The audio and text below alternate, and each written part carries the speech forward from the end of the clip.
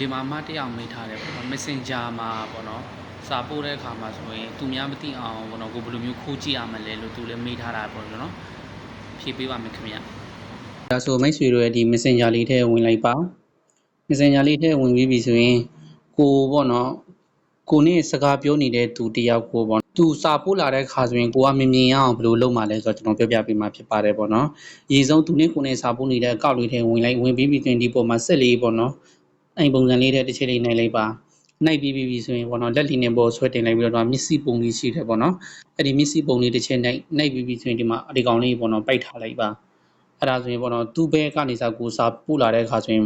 ကိုကပေါ့ဝင်ခိုးဖက်လို့ရတယ်မတွေ့ရတော့ကိုကပြန်ပြီးတော့ပေါ့နော်ဖွင့်မယ်ဆိုရင်လေအဲ့ဒီကောင်လေးပြန်ဖွင့်ပေးလိုက်ပါ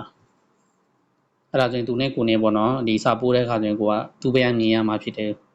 ဒီကောင်လေးပိတ်ထားမယ်ဆိုရင်ဒါစာလေးပေါ့နော်ကိုဝင်ခိုးဖက်လို့ရတယ်ပေါ့နော်မင်္ဂလာပါဆင်ပြေကြပါစေရမရ comment မှာတစ်ချက်ရေးပြီးနော်